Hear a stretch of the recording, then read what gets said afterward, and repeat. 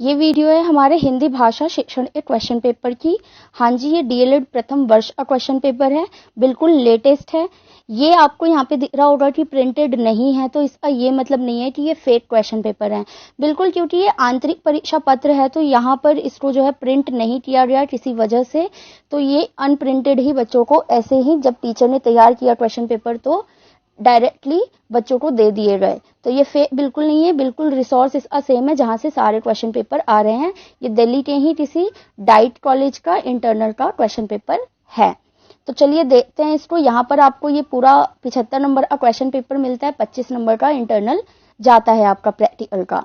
3 घंटे आपको मिल जाएंगे और इसके बाद इस क्वेश्चन पेपर में आपको 2 भाग मिलेंगे, भाग 1 और भाग 2। भाग 1 में आपके 10-10 नंबरों के 5 क्वेश्चन होंगे और भाग 2 में 5-5 नंबर हो गए 5। तो 50 और 25 का रेशियो बन जाएगा, कितने हो गए 75 नंबर, बिल्कुल।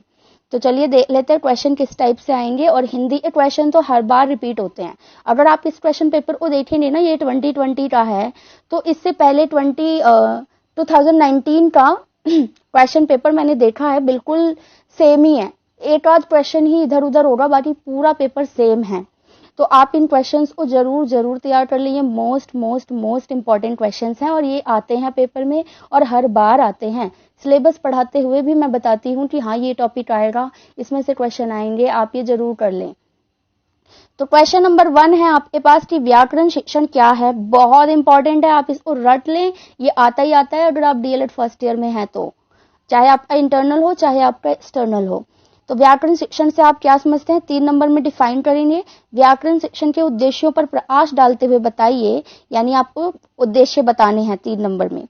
आगे बताना है आपको कि व्याकरण शिक्षण के लिए मुख्य रूप से किन किन विधियों का प्रयोग किया जाता है। 4 नंबर में आप विधियां डिफाइन कर देंगे। तो क्वेश्चन नंबर 1 हो जाएगा आपका 10 मार्क्स का। क्वेश्चन नंबर 2 की बात करें तो एक अच्छे श्रोता में कौन कौन से गुण होने चाहिए। श्रवण दोषों के प्रमुख कारण क्या क्या है, 3-3 नंबर में। उसके बाद श्रवण योग्यता के विकास के लिए आप किन साधनों का प्रयोग करेंगे, 4 नंबर।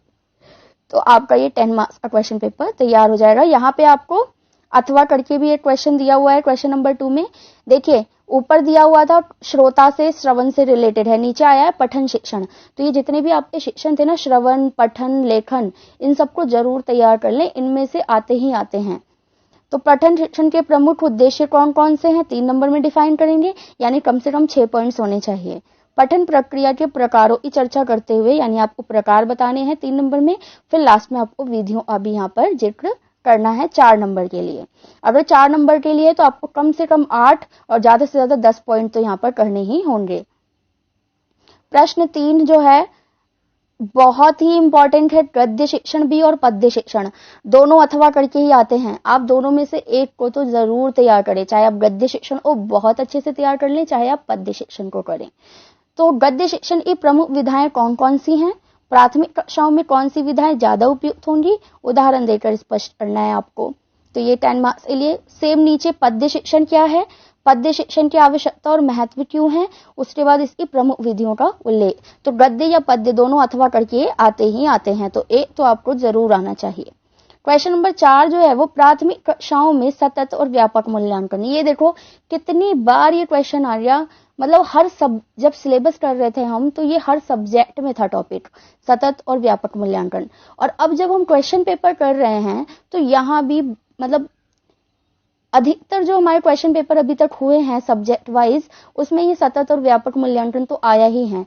तो कितना इंपॉर्टेंट है ये टॉपिक, इसको जरूर तैयार कर लें। मैं तो रहती इसको नोट्स की तरफ प्रिपेयर कर ले, 4 पेज, और कि आप कभी भूले ही ना, कहीं भी आए बस लिख दें। आप परिभाषा भी याद कर लें, सतत व्यापक की क्या होता है, क्या फायदे हैं, क्या नुकसान है, सारी चीजें। तो ये क्या होता है, इसके महत्व क्या है, और भाषा अधिगम की दृष्टि में सतत और व्यापक मूल्यांकन की उपयोगिता भी बताइए। इसके बाद अथवा में भी आपको एक क्वेश्चन दिया हुआ है कि एक अच्छे प्रश्न पत्र में कौन से गुण होने चाहिए, और लिखित परीक्षा के प्रश्नों के प्रकार और उद्देश्यों की उदाहरण सहित आपको व्याख्या करनी है। क्वेश्चन नंबर 5 देखिएगा कि पाठ्य सहगामी क्रियाएं क्या होती हैं, यानी जो स्कूल में पढ़ाई के साथ साथ दूसरी एक्टिविटीज हो रही होती हैं वो क्या होती हैं, और इन क्रियाओं की आवश्यकता क्यों होती है, और साथ ही साथ विभिन्न पाठ्य सहगामी क्रियाओं द्वारा भाषा का विकास कैसे होगा, उदाहरण देकर आपको यहाँ पर ये स्पष्ट करना होगा। तो भाग 1 आपके 10-10 नंबर के क्वेश्चन यहाँ पर खत्म होते हैं। प्रश्न 6 यहाँ से शुरू हो जाएगा। प्रश्न 6 जो है ना, प्रश्न 6 का जो पैटर्न है इतना बढ़िया है कि आपको यहाँ पे बहुत ज्यादा लिखना नहीं होता और आपको इजीली नंबर भी मिल जाते हैं। तो अब आप देखें कि इसको कैसे करना है, और हर बार क्वेश्चन नंबर 6 ऐसे ही आएगा, मतलब क्वेश्चन चेंज हो जाएगा लेकिन पैटर्न यही होगा। जैसे कि निर्देशानुसार आपको उत्तर देना है। क में आपको बताना है बोलियों व मानक भाषा में कोई 2 अंतर बताइए। ख में देखिए कितना इजी है, संधि विच्छेद करना है, महोत्सव और अत्यधिक का। उसके बाद ग, घुड़सवार और नीलकंठ में कौन से समास है बताइए। इसी टाइप के आपके व्याकरण से रिलेटेड क्वेश्चन आएंगे। अनुस्वार और अनुनासिक में एक एक उदाहरण देकर अंतर बताना है। उपसर्ग और प्रत्यय में भी उदाहरण देकर अंतर बताना है। हो गए 5 नंबर आपके। ज्यादा से ज्यादा 1 पेज में आएगा ये पूरा, और आपको पूरे 5 नंबर मिल जाएंगे। तो क्वेश्चन नंबर 6 हमेशा ऐसे ही आता है हिंदी में। क्वेश्चन नंबर 7 की बात करें, संप्रेषण कौशल बहुत इंपॉर्टेंट है, आता ही आता है। इससे आप क्या समझते हैं और फिर इसको प्रभावित करने वाले कारकों की उदाहरण सहित व्याख्या करनी है। एग्जाम्पल्स आपको जरूर लिखने हैं।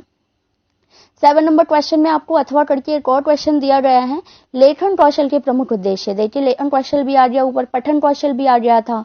तो लेखन कार्य कराते समय आप किन किन विधियों का प्रयोग करते हैं, 3 नंबर में आपको बताना है।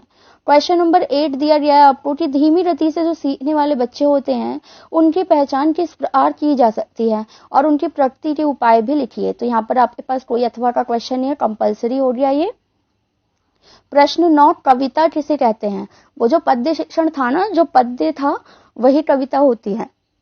तो इससे कोई 2 प्रमुख लक्षण बताइए कि कविताएं कैसी होती है। लयबद्ध होती हैं, छोटी होती हैं, कम शब्दों में अधिक बातें बताती हैं। तो ये आपको लिखना होगा। प्राथमिक स्तर पर कविता में रुचि बढ़ाने के लिए आप कौन से साधनों का प्रयोग करेंगे, मतलब आप कैसे टेक्निक यूज करेंगे कि आपके बच्चे जो हैं क्लास के वो पोएम्स वगैरह जो हिंदी की कविताएं होती है उसमें इंटरेस्ट लें। आगे चलते हैं। क्वेश्चन नंबर 10 आया हमारे पास। यहाँ पर पूछा है कि शैक्षिक निदान और सुधार से आप क्या समझते हैं। प्राथमिक स्तर पर इन दोनों की क्या महत्वपूर्ण है, और उदाहरण देकर आपको समझाना है। अथवा करके क्वेश्चन है। दृश्य श्रव्य साधन बहुत इंपॉर्टेंट है ये क्वेश्चन। 2019, 18, 17 मैंने हर जगह देखा इस क्वेश्चन को। तो ये दृश्य और श्रव्य साधन से क्या तात्पर्य है, इन साधनों के माध्यम से भाषा का शिक्षण किस प्रकार से किया जा सकता है, स्पष्ट कीजिए। तो 5-5 नंबर के आपके 5 क्वेश्चन यहाँ पर हो जाएंगे।